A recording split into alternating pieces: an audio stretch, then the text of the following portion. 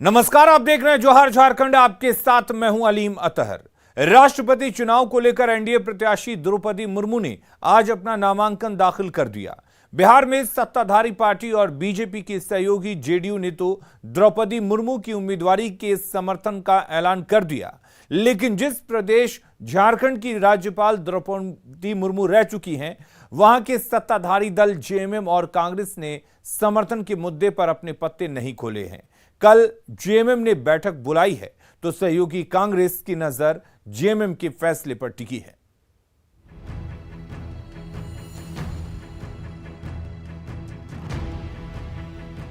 अठारह जुलाई को होने वाले राष्ट्रपति पद के चुनाव को लेकर एनडीए उम्मीदवार द्रौपदी मुर्मू ने शुक्रवार को अपना नामांकन दाखिल किया।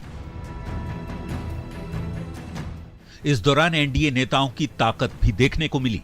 नॉमिनेशन के दौरान प्रधानमंत्री नरेंद्र मोदी, केंद्रीय कैबिनेट के मंत्रियों के साथ ही बीजेपी और एनडीए शासित राज्यों के मुख्यमंत्री और उनके प्रतिनिधि भी शामिल रहे। द्रौपदी मुर्मू के खिलाफ यशवंत सिन्हा विपक्ष के साझा उम्मीदवार बनाए गए हैं।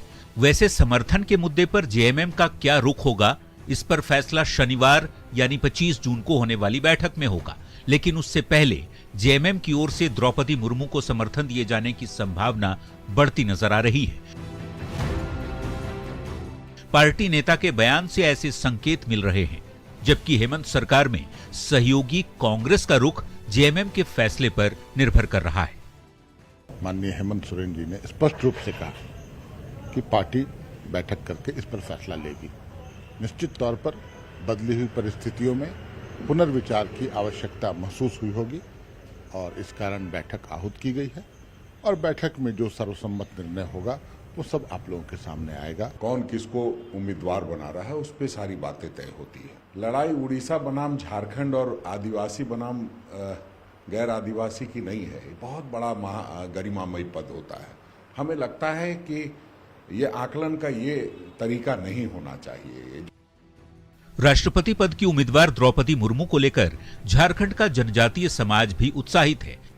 आज देश के राष्ट्रपति पद के उम्मीदवार हैं, यह पूरे देश के आदिवासियों के लिए एक शुभ संदेश ही नहीं, एक नया संचार जीवन में लाएगा उनके समाज में, ऐसा लगता है। वो बहुत ज्यादा गंभीर आदिवासियत का कुट के उनके व्यक्तित्व में भरा हुआ है और ऐसे आदिवासी व्यक्तित्व की आज के संदर्भ में देश में जरूरत भी है।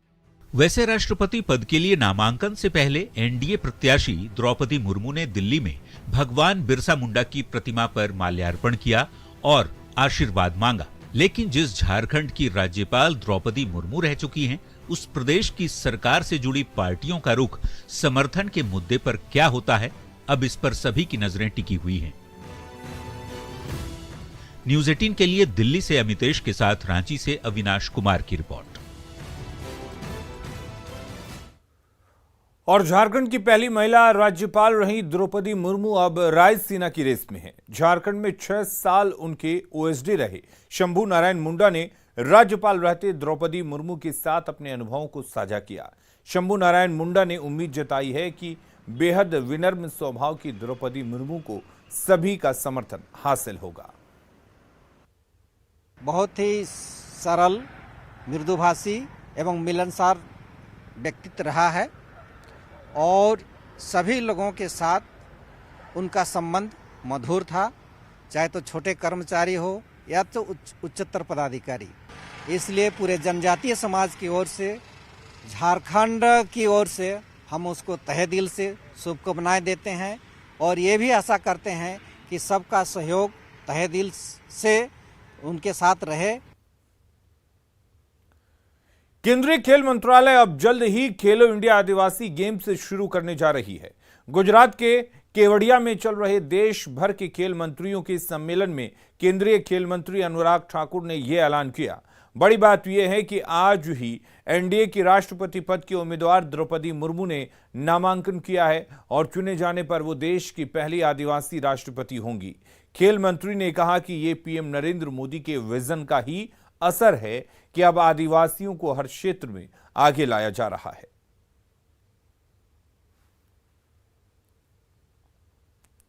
मॉनसून की शुरुआत के साथ ही सुरक्षा बलों के सामने हर साल नक्सल अभियान चलाने को लेकर बड़ी चुनौती देखने को मिलती है और वो चुनौती सबसे खतरनाक होती है। दरअसल बरसात के दिनों में जवानों को जहां मच्छरों के आतंक से दो चार होना पड़ता है, तो वहीं दूसरे विषैले जीवों का खतरा भी बढ़ जाता है। ऐसे में नक्सलियों से ज्यादा खतरनाक जंगल का माहौल होता है। इसे लेकर अब पुलिस महकमा खास तैयारी में जुटा हुआ है।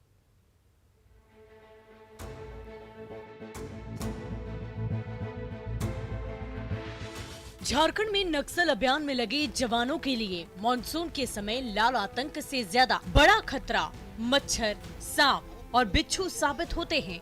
जिस झारखंड जगुआर के लड़ाकों से नक्सलियों के पसीने छूटते हैं, उन्हें हर मॉनसून में मच्छर और सांप अपना शिकार बनाते हैं। दुर्गम इलाकों में ड्यूटी करने वाले जवान ब्रेन मलेरिया जैसी गंभीर बीमारियों के शिकार हो जा रहे और जवानों की सेहत बिगड़ने का फायदा नक्सली उठाकर अपने संगठन का विस्तार करने लगते हैं। इस विषम परिस्थिति से निपटना पुलिस के लिए बड़ी चुनौती बनती जा रही है। ऐसे में अब महकमा एहतियात बरतने की बात कह रहा है। जो भी आवश्यक इसमें प्रिवेंटिव एक्शन लेनी है वो ली जाती है। ये निश्चित रूप से एक बहुत बड़ी चुनौती पुलिस के लिए और सिक्योरिटी फोर्सेस के लिए रहती है, बट इसमें जो आवश्यक कार्रवाई पुलिस मुख्यालय के स्तर से और जिला के स्तर से भी की जा रही है, और जिससे कि हम लोग अच्छी से अच्छी सुविधाएं जो है अपने जवानों को और अपने पदाधिकारियों को देने में सफल हो पा रहे हैं। जहरीले जंतुओं से बचाव के लिए जवानों को बरसात के पहले ही क्लोरोक्विन, प्रीमाक्विन, एसीटी कॉम्बी ब्लिस्टर जैसी मेडिसिन उपलब्ध करा दी गई है, जबकि जिले के डीसीएसपी को निर्देश दिया गया है कि जवानों को समय रहते मेडिकल किट, मच्छरदानी और जरूरी उपकरण मुहैया कराए जाए। वैसे 2008 से अब तक झारखंड जगुआर के ही 69 जवान बीमारियों से ग्रसित होकर अपनी जान तक गंवा चुके हैं। ऐसे में इस बार पुलिस मुख्यालय ने बेहद गंभीरता दिखाई है ताकि प्रदेश की सुरक्षा में लगे जवान मौसम के प्रतिकूल स्थिति में भी खुद को महफूज रख सके। ओम प्रकाश, न्यूज़ 18, रांची। गढ़वा में पलामू एसीबी की टीम ने जिले के श्री बंशीधर नगर में बड़ी कार्रवाई करते हुए एसडीपीओ कार्यालय के रीडर अनिल सिंह को घूस लेते गिरफ्तार किया है। आरोपी रीडर एक केस के सिलसिले में वादी से 8,000 रुपए घूस ले रहा था। फिलहाल एसीबी की टीम ने रीडर को गिरफ्तार कर पलामू लेकर गई है। बोकारो में भी बिजली विभाग के ड्राइवर की शिकायत पर धनबाद एसीबी की टीम ने जरीडी थाना में एएसआई को 3,000 रुपए घूस लेते रंगे हाथों धर दबोचा। शिकायतकर्ता जरीडी बिजली विभाग में कार्यरत है। आरोप है कि केस डायरी लिखने के एवज में एसआई गुप्तेश्वर पांडे ने 3,000 रुपए की डिमांड की थी, जिसके बाद उस पर कार्रवाई हुई है। देवघर एयरपोर्ट से बहुत जल्द हवाई सेवा की शुरुआत होने जा रही है। केंद्रीय उड्डयन मंत्रालय इस ओर लगातार प्रयासरत है। तभी तो जून महीने में ही दूसरी बार फ्लाइट्स की लैंडिंग और टेक ऑफ का मॉक ड्रिल कराया गया। श्रावणी मेले में श्रद्धालुओं को हवाई सेवा की सौगात मिलने की उम्मीद जताई जा रही है। आखिरी दौर में बाबा नगरी से उड़ान की तैयारी, दूसरी बार टेक ऑफ और लैंडिंग की मॉक ड्रिल, श्रावणी मेले तक हवाई सफर शुरू होने की उम्मीद। बाबा नगरी यानी देवघर, जहां भोलेनाथ की पूजा करने देश विदेश से श्रद्धालु पहुंचते हैं। लेकिन अब यहां से श्रद्धालुओं को हवाई सुविधा की सौगात मिलने जा रही है। इसके लिए तमाम तैयारियां अंतिम चरण में हैं। तभी तो इसी महीने यानी जून में दूसरी बार देवघर एयरपोर्ट से फ्लाइट के टेक ऑफ और लैंडिंग की मॉक ड्रिल कराई गई। शुक्रवार को देवघर एयरपोर्ट पर इंडिगो की 180 सीट वाली फ्लाइट का ट्रायल रन किया गया। इस दौरान 2 बार फ्लाइट की लैंडिंग कराई गई और टेक ऑफ की प्रक्रिया भी हुई।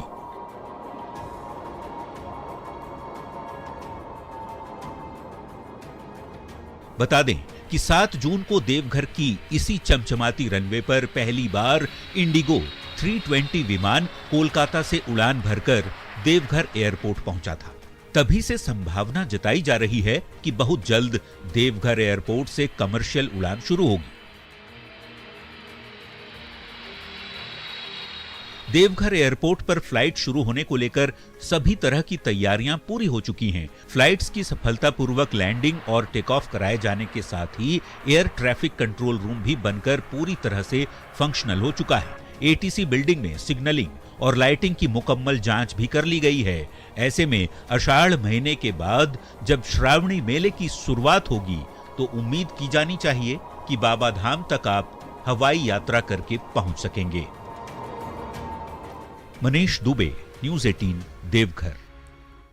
और बोकारो से बड़ी ही दर्दनाक तस्वीर सामने आई है, जहां पोकलैंड मशीन में आग लगने से ऑपरेटर जिंदा जल गया। घटना सीसीएल के कल्याणी आउटसोर्सिंग पैच की है।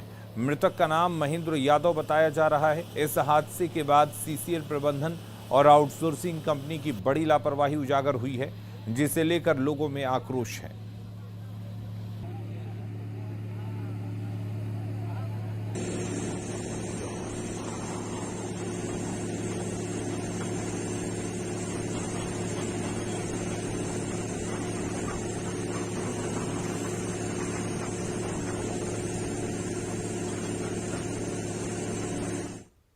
और गढ़वा से बड़ी खबर है, जहां पलामू एसीबी की टीम ने जिले में श्री बंशीधर नगर में बड़ी कार्रवाई करते हुए एसडीपीओ कार्यालय के रीडर अनिल सिंह को घूस लेते रंगे हाथों गिरफ्तार किया है। आरोपी रीडर एक केस के सिलसिले में वादी से 8,000 रुपये घूस ले रहे थे। फिलहाल एसीबी की टीम ने रीडर को गिरफ्तार कर लिया है और साथ पलामू लेकर गई है।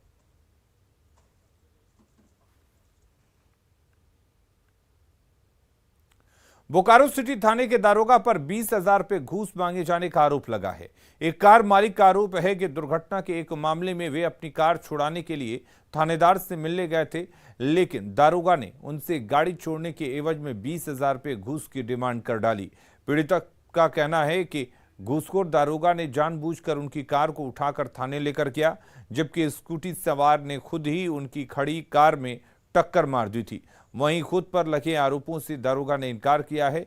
आरोपों में घिरे दारोगा दुर्घटनाग्रस्त स्कूटर पर अपने दोस्त के साथ सवार थे, जिन्हें हल्की चोट आई है। डिमांड है कि इतना पैसा दीजिए, नहीं तो गाड़ी आपका 3 महीना खड़े खड़े चढ़ा देंगे, आपका लाइफ चौपट कर देंगे, बोकारो से भगा देंगे सब। वो मतलब धमकी उमकी दिया गया है हमको। उस वीडियो हाँ वो भी है, वो वीडियो में पूरा है। थानेदार साहब खुद एक्सेप्ट किए हैं कि मेरे गाड़ी से उनका कोई एक्सीडेंट नहीं हुआ है। वही बोला था कि मोबाइल वोबाइल जो टूटा है, खर्च हुआ है, जो भी है कर देंगे। बोले कि छोड़ दीजिए गाड़ी, जो भी सब खर्चा वर्चा हुआ है, इलाज उलाज में जो लगा है दे देंगे, हमको कोई 1 रुपया दिया भी।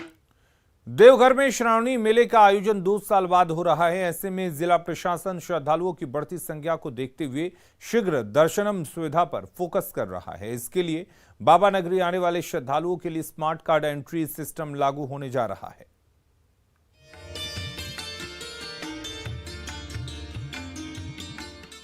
कोविड काल में 2 साल बाद बाबा धाम यानी देवघर में श्रावणी मेले का आयोजन होने जा रहा है। ऐसे में श्रद्धालुओं की बढ़ती संख्या को देखते हुए जिला प्रशासन ने बाबा मंदिर में शीघ्र दर्शनम की व्यवस्था में कुछ बदलाव करने की तैयारी में है, जिसमें मंदिर के प्रशासनिक भवन में 8 एंट्री पॉइंट बनाए जाएंगे। श्रद्धालुओं को एक स्मार्ट कार्ड बारकोड के साथ दिया जाएगा। इस कार्ड को पंच कर श्रद्धालु शीघ्र दर्शनम का लाभ तो उठाएंगे ही, इस व्यवस्था से श्रद्धालुओं की अनावश्यक भीड़ से भी बचा जा सकेगा। शीघ्र दर्शनम के लिए ये प्लान है कि हम लोग RFID बेस्ड, जैसे दिल्ली मेट्रो में एंट्री बेस्ड सिस्टम रहता है कि कार्ड से एंट्री होता है, वो कार्ड घुसाएं, और ऐसे ऐसे 8 गेट बनाए जा रहे हैं, जो हम उम्मीद कर रहे हैं कि अगले सप्ताह से जिसका ट्रायल स्टार्ट हो जाएगा।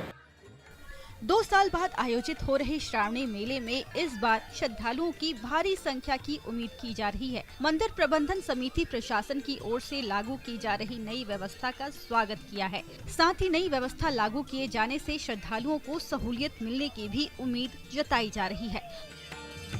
मनीष दुबे, न्यूज़ 18, देवघर।